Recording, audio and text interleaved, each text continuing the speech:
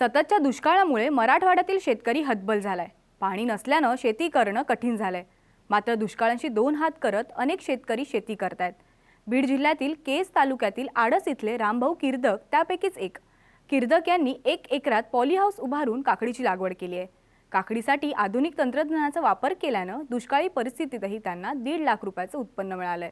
आज आपण रामभाऊ किर्दक यांची काकडी शेतीची यशोगाथा पाहण्यासाठी बीड जिल्ह्यात जाणार आहोत। केज तालुक्यातील आडस गावातील रामभाऊ किर्दक 2011 साली सेवानिवृत्त झाले। सेवानिवृत्तीनंतर त्यांनी शेती करायचा निर्णय घेतला। त्यांच्या शेतात 2 बोरवेल आणि 1 विहीर आहे। मात्र उन्हाळ्यात पाणी पुरत नसल्याने त्यांनी 1 कोटी लिटरचं शेततळ घेतलंय। पाण्याची शाश्वत सोय झाल्यानंतर त्यांनी काकडी लागवडीचा निर्णय घेतला। त्यासाठी 1 एकरात पॉली हाऊस उभारलं। 5 फुटाचे बेड तयार केले। बेडवर मल्चिंग अंथरून काकडीची लागवड केली। शेणखत आणि बेसळ डोस ज्याच्यामध्ये वेगवेगळ्या प्रकारचे जे काही ही दिलेले आहेत खताचं मात्रा त्या सर्व मिसळून त्याच्यामध्ये पसरून दिलं आणि त्याच्यानंतर बेड काढले। जो बेड हे जो 5 फुटाचे बेड काढले। त्याच्यानंतर मल्चिंग आतरलं आणि झिगझॅग पद्धतीनं मी जिप्सी या वाणाची निवड केली आणि जिप्सी ही याची लागवड केली। किर्दक यांनी 15 फेब्रुवारीमध्ये काकडीची लागवड केली। लागवडीनंतर रोग आणि किडींचा प्रादुर्भाव होऊ नये यासाठी औषधांची फवारणी केली, तसंच खतांचं योग्य नियोजन केलं। त्यासोबतच बुरशीनाशकांची फवारणी केल्यानं नाग अळीचा प्रादुर्भाव झाला नाही। काकडीचं योग्य नियोजन केल्यानं त्यांचं काकडीचं पीक चांगलं आहे। ही लागवड झाल्यानंतर त्याला ड्रिचिंग करण्यात आलं। ड्रिचिंग करत असताना हे 1261 आणि त्याचप्रमाणे 13-40-13 अशा प्रकारचे खतं मी दिले। त्याच्यानंतर पोटॅश त्याची वाढ करण्यासाठी 05234 हे खत वेळोवेळी दिलेलं आहे। याच्या व्यतिरिक्त बुरशीनाशक याचा मी ड्रिचिंगमधून म्हणजे वापर केलेला आहे, ज्याच्यामुळं रोपांची वाढ चांगल्या पद्धतीनं होऊन त्याला कोणत्याही प्रकारचा रोग किंवा त्याच्यावर अशा प्रकारचे सिम्पटम्स दिसले नाही। त्यामुळे यांची जोमानं वाढ होऊन चांगल्या पद्धतीनं पीक आता बहरात आले। पावसाळ्यात किर्दक यांनी बोरवेल आणि विहिरीतलं पाणी शेततळ्यात साठवून घेतलंय। या शेततळ्यातील पाणी काकडीला देण्यात येतं। दररोज अर्धा तास काकडीला पाणी देण्यात येतं। आता उपलब्ध पाणी जे आहे याचं पाण्याचं संकट तर आहे सगळीकडे।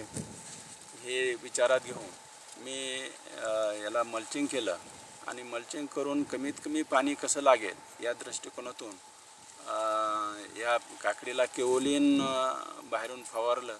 त्याच्यामुळं पाण्याचं बाष्पीभवन कमी झालेलं आहे आणि जमिनीतून सुद्धा मल्चिंग वापरल्यामुळं पाण्याचं बाष्पीभवन फार मोठ्या प्रमाणात कमी झालेलं आहे आणि कमीत कमी पाण्यामध्ये हे पीक घेण्याचा मी प्रयत्न केलेला आहे। दररोज फक्त एक अर्धा तास त्याला पाणी देतो आणि 1 दिवसाआड अशा प्रकारचं कधी सलग अशा प्रकारचं देऊन अर्ध्या तासापेक्षा जास्त मी पाणी त्याला दिलेलं नाही। किर्दक यांनी दुष्काळात पाण्याचं योग्य नियोजन करून काकडीचा हंगाम साधलाय। काकडीची दर आठवड्यात 3 वेळा काढणी करण्यात येते। पहिल्या तोडाला 5 क्विंटल, दुसऱ्या तोडाला 10 क्विंटल काकडीचं उत्पादन मिळालंय। आणखी 20 टन काकडीच्या उत्पादनाची अपेक्षा आहे। काकडीची विक्री 15 रुपयांप्रमाणे करण्यात येते। 1.5 लाखांचा खर्च वगळता 1.5 लाख रुपयांचं उत्पन्न किर्दक यांना मिळणार आहे। पहिला तोडा जवळजवळ 5 क्विंटलचा झालेला आहे आणि दुसरा तोडा एक 10 क्विंटल म्हणजे 1 टनाचा झालेला आहे।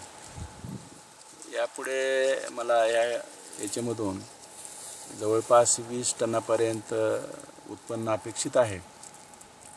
दर आठवड्याला 3 वेळेस काकडी तोडा 2 ते 3 दिवसाच्या फरकामध्ये काकडीचा तोडा करावा लागतो।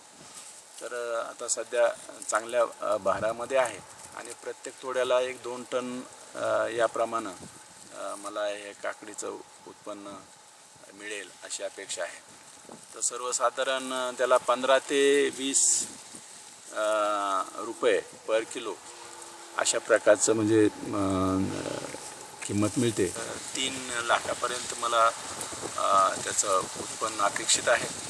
याच्यामध्ये जरी 50% जे निम्म जरी खर्च त्याला लागतो एक अंदाजे याच्याप्रमाणे, तर तो जो वजा जाता निव्वळ उत्पन्न मला 1-1.5 लाखापर्यंत या शेडमधून मिळेल अशी अपेक्षा. सततच्या दुष्काळामुळे आज अनेक शेतकरी हतबल झालेत. किर्दक यांच्याप्रमाणे पावसाळ्यामध्ये आपल्या विहीर आणि बोरवेलमधील पाणी शेततळ्यात साठवणं गरजेचं आहे. शेतीसाठी संरक्षित पाणी उपलब्ध झाल्यानंतर आधुनिक तंत्राचा वापर केल्यास शेतीतनं शाश्वत उत्पन्न मिळेल. दीपक क्षीरसागरसह ब्युरो रिपोर्ट, साम टीव्ही, बीड.